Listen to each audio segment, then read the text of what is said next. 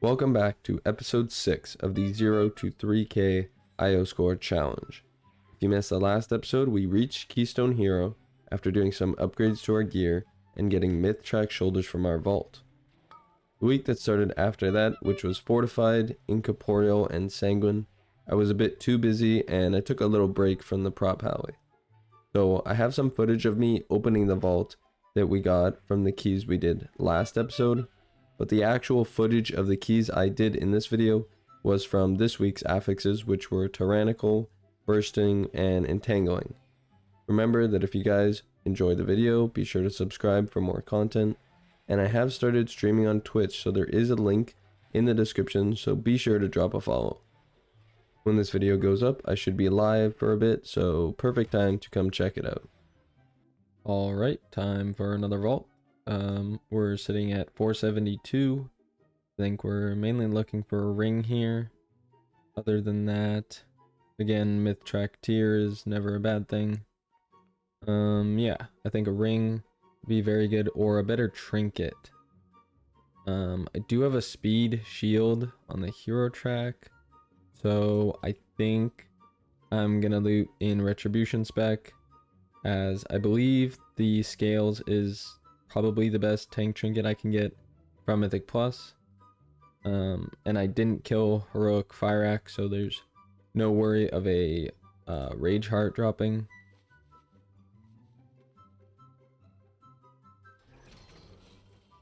Okay, we didn't have anything that was to deal with our spec anyway. We can either take a Myth Track helmet and catalyze it, or we can take Myth Track gloves. We don't have to catalyze it, but it's probably going to be the helmet, considering the fact that I believe this character has a ton of catalyst charges, so I think that'll probably be the pick here. Another reason why this helmet is also another really good pick, as it actually drops from Tindril, so getting one on hero would be pretty hard since we'd have to kill Tindril, whereas the gloves actually come from Agira, so there's something to think about when you're deciding what tier piece to pick. And our key is a 21 Waycrest Manor. The first thing we did is catalyze our new Myth Track helmet before I forget. I'm gonna throw on a helm enchant on there, and while we're at it, I bought a leech enchant for my cloak, so we should be good to go. Since I didn't have a vault for this week, I went to the panda lady by the vaults and said that I misplaced mine, and she gave me a plus 20 Blackrock hold. I also got a new plater profile that I'm still getting used to in this video.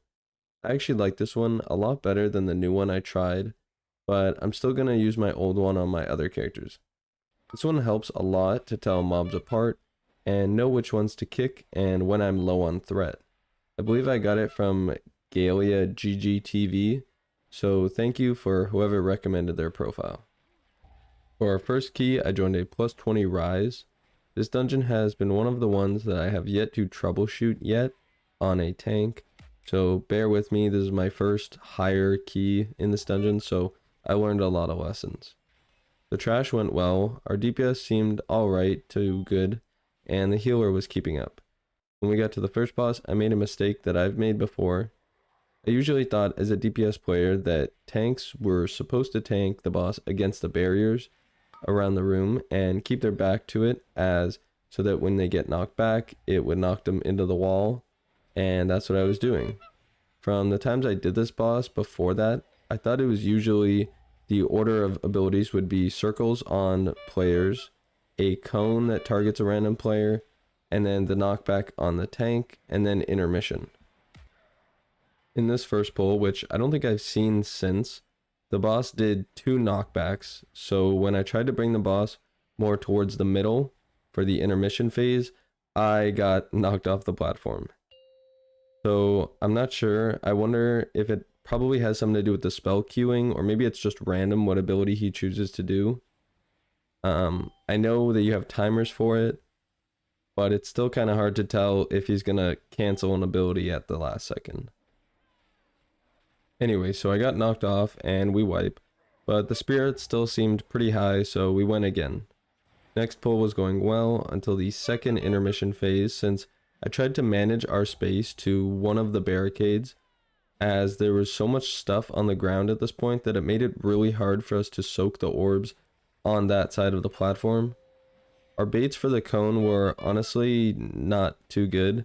We were usually baiting towards the inside of the arena, so it was taking up lots of space.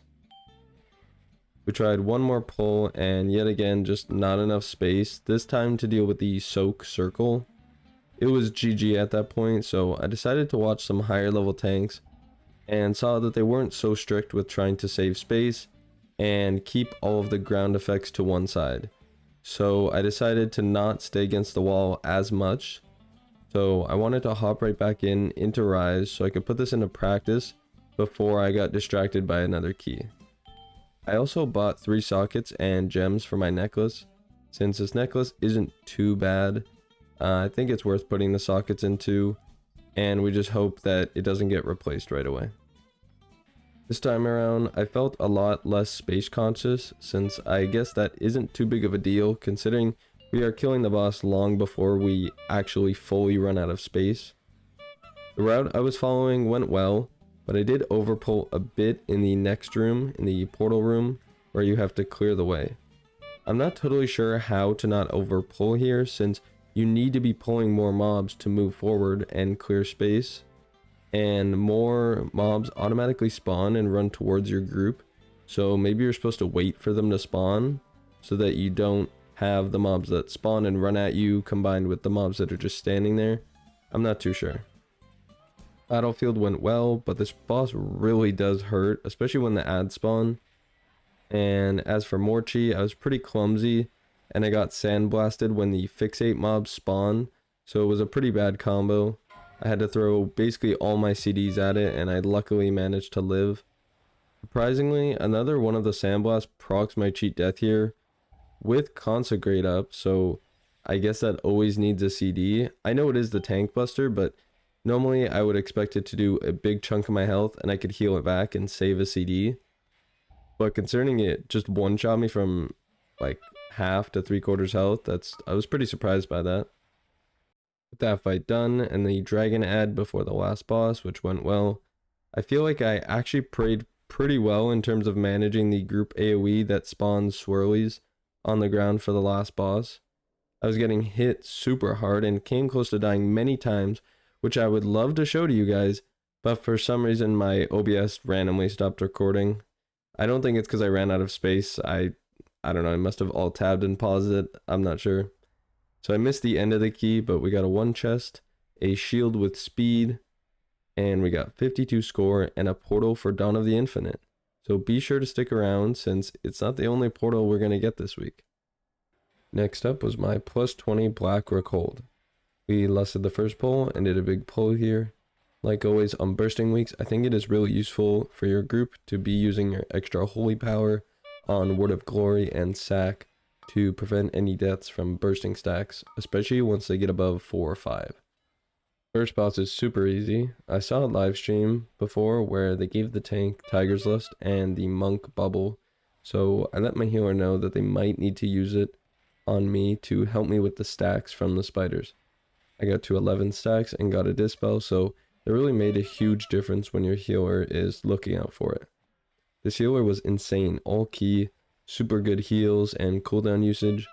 A small tip I thought of on the fly was to drop my Consecrate before the mobs drop down here so that you can get that little bit extra aggro, so hopefully you can avoid any melee deaths. We lusted after the second boss since with the bursting stacks it can be very dangerous, so it gives the healer a boost with the haste effect. Sadly, our one and only death was to a rock on the stairs, so otherwise this was a flawless run and I never actually died either.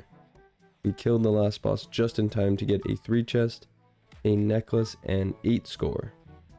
I really wish I had this group for a plus 23 Black Rockhold, since it easily would have been doable and we would have gotten so much more score.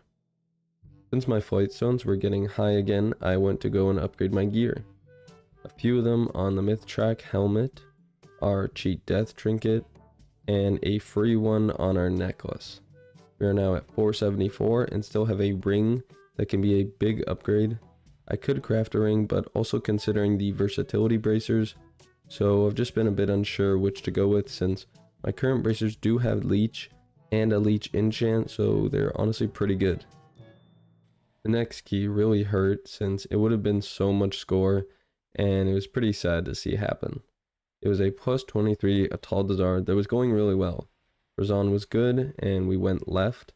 We had a Mistweaver monk who could use their statue to bait the charges, which are the main thing that makes this side scary. Our evoker didn't really seem to get the memo and was constantly standing out where they needed to stack with the rest of us. This was a bit of foreshadowing for later. Second boss goes pretty well, and third boss we had a few deaths.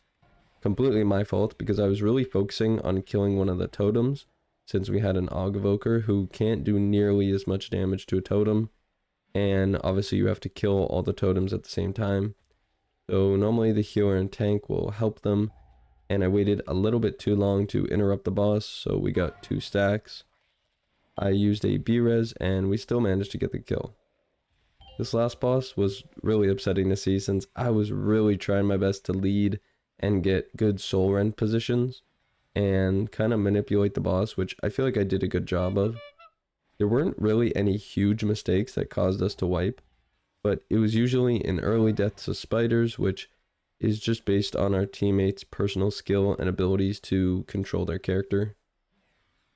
There was multiple times where I would watch our evoker be out of position when the soul rend would start, since they always wanted to be at range for some reason, so I'm not sure why.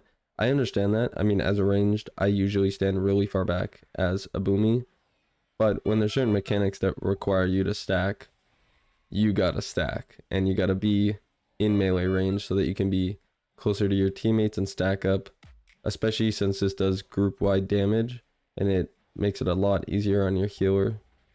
And sometimes they would try to use their hover to recover, and they would hover into a spider trying to group up, or sometimes our melee would get hit by one. We tried 3 times, but we were unable to kill Yasma, so we had to call it quits. Now that we've talked enough about other people's mistakes, I am definitely not perfect, and this plus 21 throne I joined was a perfect example. To keep it short, the queue was going well. Our evoker was a little bit toxic from the beginning, trying to tell me little things to do and just complaining about random stuff before we even reached the first boss. The big mistake I made on this run was trying a different route, which sounds stupid, but when we were doing the second boss, I normally pull all the mobs in that room, and this route I was following left one of them without pulling them, since it means that for the rest of the dungeon you don't have to skip any packs and you will get enough percent. So I did the first boss and completely forgot I hadn't pulled them. When the second boss was at about 50%, I got knocked back and pulled them. I think our healer got hit first, so they died first. This queue was still 100% timeable, but our evoker just logged out, so that was that. Just like with Rise, I made a mistake, so I wanted to go right back in so I wouldn't forget and try to time the key right away. I joined a plus 20 throne and it went well. I ran a different route where you skip one of the packs of goblins instead so that I didn't have to worry about the boss's knockback. This key was really fun. Our healer and I joked back and forth. The third boss still hurts insanely bad, and it seems like it's nearly impossible for it not to proc my cheat death, but once you get to 25%, it's a pretty easy fight. Luckily, we soaked well for the last boss, and this route actually gave us the perfect amount of percent, which is something that doesn't always happen for me all the time, so I'm really happy about that. Plus 19 score and a 2 chest, and yet another portal that we have been after for a while now. Now I felt like it was time for a key that has been haunting me on Tyrannical Week. Darkheart Thicket with arguably the hardest tank boss, Oakheart. I accidentally pulled this pack on the right here, so it threw off my route, and I tried to improvise a bit, so I'm gonna have to give this route another try. Normally I would kill the bears here since on Tyrannical Week it should be pretty easy, but opted to skip here since we got that extra pack. No melee deaths to the boss, which was a really good sign. Now, time for Oakheart, which surprisingly went well. There were many close calls, but our healer CDs like pain suppression made a world of difference. I also tried to dodge the breath like you guys mentioned, but once again, I can't seem to get the hang of it. Let me know, and I'll try to show you guys the clip of it. If it looks like maybe I moved a bit late here, that's probably my guess, but I'm not sure, so let me know in the comments. The healer mentioned that we could get more percent before we drop down after the third boss, because I was a little bit nervous since this route was kind of improvised. So I got this pack of bats that you can dispel the debuff from as a pally. Looking back, this pack was definitely not needed, since we were over by nearly 6%. Davius was also a pretty good boss, so we got 31 score and a ring that dropped that's really good for us. Another one dropped that I thought I might use, so I asked for it and I got it. Looking back, I doubt I will use it since the stats aren't that good, but maybe it'll be good for another spec. This new ring is a big upgrade, so really lucky that we got it. Our final key was a plus 21 Everbloom, another hard tyrannical key. I followed a slightly different route for this key that once again kinda got messed up. I also don't think it is the best route for bursting since it involves lots of flower mobs that give lots of stacks, but oh well. The hardest part for me for doing the route is controlling the patrol packs and knowing exactly which mobs to get, since it can be kind of confusing with the MDT map, comparing it to in-game and trying to get the specific mobs you need, if that makes sense. It's mainly only with Everbloom and this little area with the building, and it's just a little bit confusing. So I might need to make my own route for this dungeon. First boss went well, except for the warrior not standing behind the boss here and getting hit by the frontal, but no biggie obviously.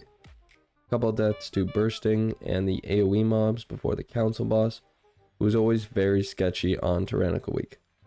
I felt like I was on edge the whole time because the charge was doing so much damage to me. I think I've heard that there's a way to avoid it, like Oakheart's Breath, but I need to do more research on how to actually do that. The mage boss was going well, and here I was spamming lay on hands, trying to save the evoker, but I must have just been a millisecond too late, and I ended up casting it on myself once they died. Since the mobs at the end here give exactly 1%, I was able to get 100% perfectly, even though the route I was following intended for me to pull all the mobs after the mage boss, so I got a few mobs earlier than the route intended. It was time for the last boss, and a little tip I realized is that you can slightly reduce the damage you take by baiting the frontal by moving to the side and then running into your consecrate so that you get the damage reduction. Small tip, but things like this are fun for me to min-max. We finished the boss and got 25 score and our final portal. We now have all 7 portals, so we can teleport to any dungeon we want now. I told the healer they did a really great job and good luck in everyone's vaults. With that, it was the end of the week for me. Thank you guys for watching another episode of the 0 to 3k Raider.io score challenge. Be sure to check out my Twitch and drop a follow, and I will see you all next time.